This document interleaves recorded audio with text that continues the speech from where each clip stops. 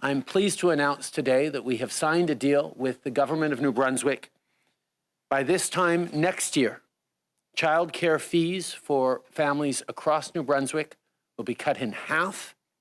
And within 10 years, the average price for childcare in New Brunswick will be $10 a day.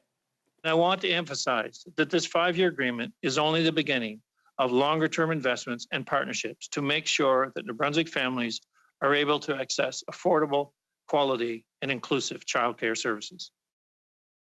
The CBC's Evan Dyer has more now on this agreement. So, Evan, tell us a bit more about the details here. Again, a deal here signed between Ottawa and Fredericton.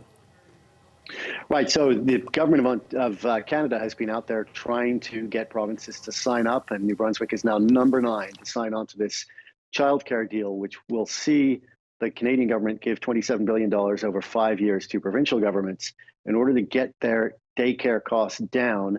The goal is to get $10 a day daycare all across Canada. So of that $27 billion, New Brunswick will get just under $500 million. This is proportional to population, of course, the population being the daycare population. That will, over time, reduce costs, they hope, to $10 a day, but they're hoping to see some pretty significant returns much sooner than that, with a 50% reduction in average costs in New Brunswick next year. And also they're hoping to create some new spaces. We saw the Prime Minister and Premier Higgs talking about having 3,400 new daycare spaces within 5 years, 500 of them by 2023. And they stressed in the province, they stressed that they wanted to make sure that this was available for private regulated daycare operators as well as public ones. And they say that that is indeed part of the agreement.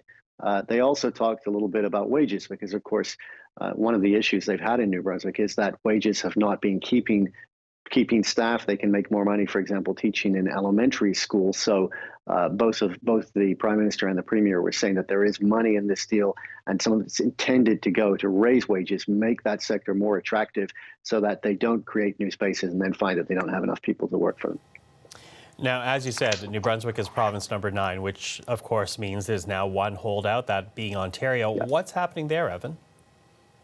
Well, Ontario is, of course, the biggest holdout. It's the biggest province in Canada, and it has something like 38% of daycare-aged children in Canada. So it's one that the federal government has been working hard to try to convince to sign up, but we've seen reservations from the Ford government about the amount of money. And a part of this is simply the fact that daycare costs in Ontario are higher than almost anywhere else. Toronto, for example, $1,500 a month average. That's the highest of any metropolitan area in Canada.